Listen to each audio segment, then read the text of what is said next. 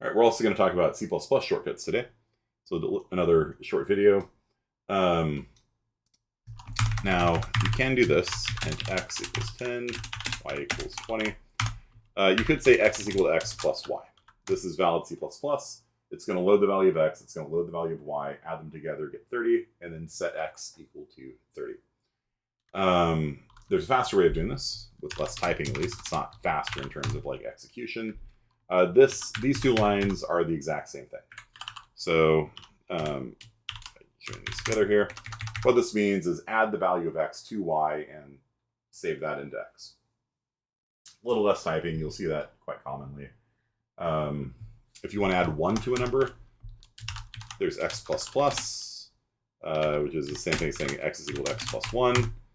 And there is plus plus x also, which is the same thing as saying x is equal to x plus 1. And then, of course, there's the best way of adding 1 to a number, which is x minus equals minus 1, right? Which is x equal to x plus 1. Now, math people are like, wait, what is that? You can't say x is equal to x plus 1. What if you subtract an x off both sides? You get 0 equals 1. Yeah, that's because in C++, single equals is assignment, not equality. So a single equal sign means set the value of x to whatever's on the right-hand side. Okay. So this is saying compute the value of x plus y, whatever that value is computed to be, set the value of x to that. And then you got some shortcut ways of doing the same thing. Like that, like that, like that. There's also, times equals, minus equals, divide equals as well. So those are some pretty nice shortcuts. If you want to see out two variables, you could do it like this on 2 lines, or if you wanted, you can combine them down into 1 line like this. It's the exact same thing. If you wanted to cin into x and y, you could cin into x and into y like that. That'll read 2 different values. So for example, you could cout, please enter the value for x and y, and then cin into them. Or if you want to use my read library, now for those of you at home on the interwebs that don't have access to my server, I can post the GitHub repo for this.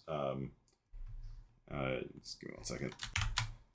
All right, so there is the GitHub repo if you want to download this onto your own machines and use it. For those of you on the server, I've downloaded the files from there into the public directory. And so if you want to use it, it can be found in /public/read.h. And instead of having the following, integer x, cout, please enter the value for x, cin into x. If you have the read library installed, you can do this. You just say integer, let's do it for y instead, I guess, equals read. Please enter the value for y.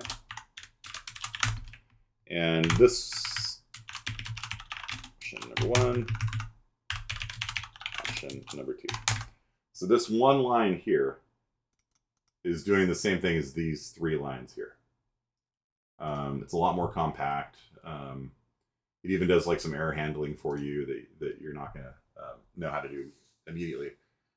So for example, if somebody were to enter squirrel here, this would actually break cin. Like all of your cin statements after that become broken, and you have to like clear the error bit and all that kind of stuff. Whereas the read library will do that for you. It'll clear the error bit, it'll reprompt, and allow you to re-enter a number. So read is the superior way of doing input in C++. Unfortunately, it's not part of the standard yet or ever, maybe.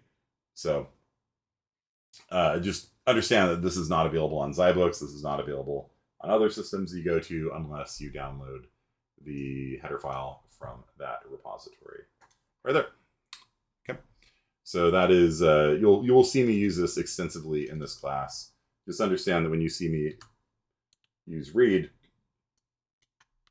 it's essentially doing these 3 lines together. So it's outputting please enter value, cinning into it, but there's actually a little bit more. If they type in something that's not an integer, it'll clear the error, it'll throw away the bad input, it'll print out, please enter the value again, and it basically makes it a lot harder to break your code. So that is C++ shortcuts, I think. Yeah, and then new line, that's also something. So this \n here is basically exactly the same as this. There's a small technical difference. The end line flushes the output buffer, which isn't going to mean anything to you guys right now. So as of right now, you could either use the double arrow end line, or you can use the \n. And for where you're at right now, they're exactly the same.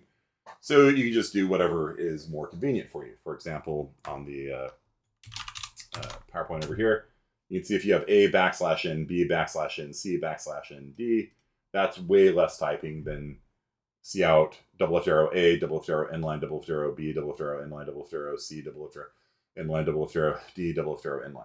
Right? It's way more compact. So whatever is good for your needs. If you want to slap a \n, it's a backslash, by the way, not a front slash, \n, that is like hitting the enter key. So it's effectively the same thing